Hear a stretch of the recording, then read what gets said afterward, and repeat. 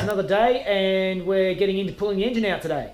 I've finally got my lift table that I've been waiting for, so I can actually get the engine out. I looked at a few different methods. Some guys use furniture trolleys or something like that, and I thought the lift table is probably worth the investment because I can actually rebuild the engine with it as well, bring it up to a nice working height. I don't have to break my back, so should be something that'll be handy for the future. Also, another thing that I'm going to use today that's going to help us out quite a bit is Wayne's book, 101 Projects for Your Porsche 911, which if you don't have it, everybody should have it. So yeah, we'll get stuck into it. Also, just while I'm here, I'll just show you through, we've got a stablemate for the next few weeks. This beautiful old MG my father just bought, and I'm looking after it for the time being, but it's a really neat old car. So yeah, I'll have to try and keep out of the way of that and not damage it while I'm playing around with my very rough looking old beast at the same time. So let's get into it. Alright guys, now Wayne's book's basically saying first things first, disconnect the battery. Well, that's already been done because the battery and the wiring are out, and the fuel relay, well, that's already disconnected.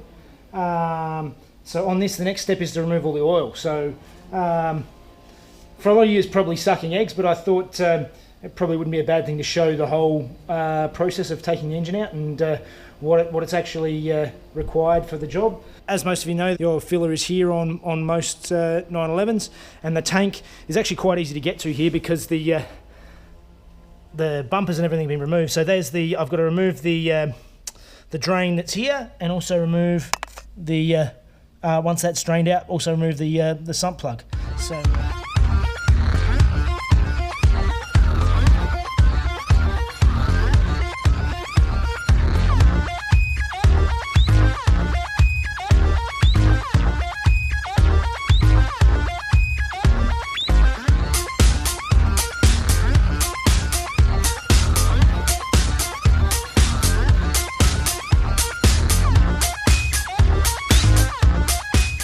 okay, next step is, there's the oil tank there, is to disconnect this oil line here and this oil line here. Alright, this one here was a bit of a pain in the backside. I tried to undo these hose clamps at either end and there wasn't enough flex in the pipe to actually get it off of there, so it was much easier to just undo.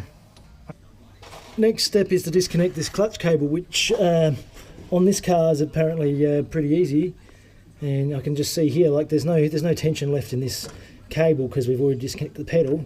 I'll just take this nut off the end because I need to pull it through because I'm taking the gearbox out at the same time. So I'm going to have to disconnect it from here as well. So yeah, it looks like if I pull this nut off and then just pull the cable through, that should disconnect it from the gearbox as well, and that's another step out of the way. Alright, next step is to disconnect the starter motor. So I'm on my back under the car, and you can see the terminals to the straight there. That's the solenoid to the starter motor. So I've got to disconnect those and clear that out of the way. That's the next step. I'm under the car, right under at the middle. This is obviously the reverse light switch. So we've got to disconnect that, and they said the cable, if it's got a cable speedo, disconnect that. This bushing the cover is completely perished, and it looks like I just have to unscrew that from there and get that out. So that's the next step. Next step is to take out these heater hoses from the heat exchangers, but as I've just recently discovered, this particular car has a aftermarket exhaust extractors on it, and it doesn't look like there's any heating connected, so that might be something I want to somehow change later but still keep a nice exhaust on it. So on to the next bit.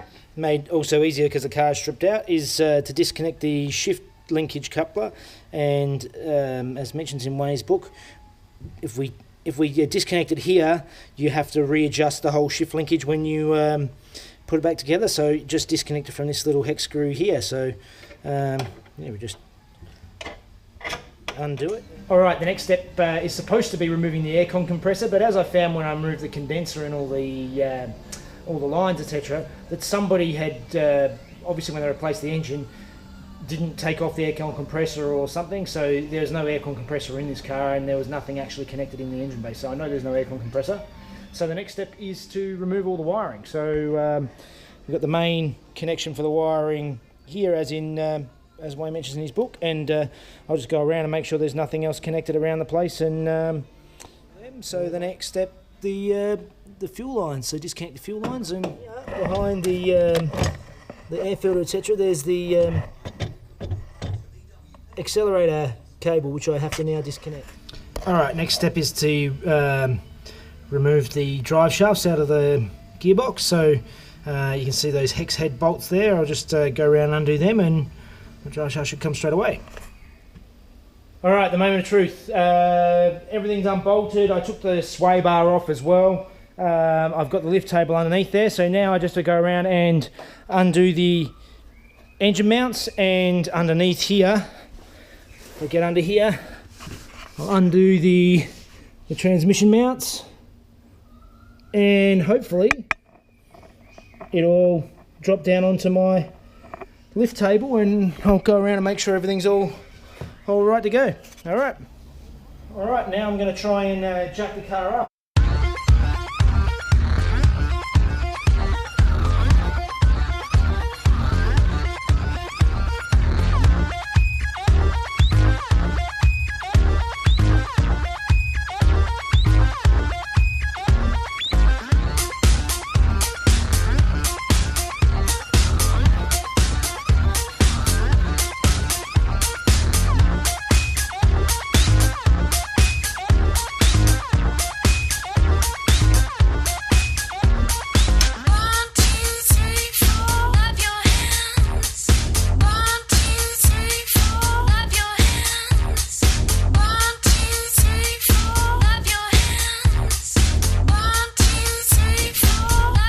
Engine out.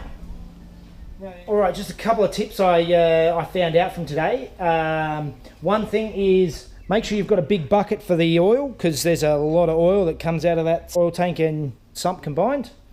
And another one, I found it quite difficult to find the earth strap for the gearbox, because it was actually hidden up underneath the gearbox mount, so it wasn't until I started lowering the engine I actually saw where the earth strap was. It was listed in Wayne's book to remove, and I couldn't find it before then, so that was another tip. Other than that, it's pretty straightforward. So now it's all engine's all out, sitting over here ready to be worked on, and yeah, that's me for the day. Done. See ya.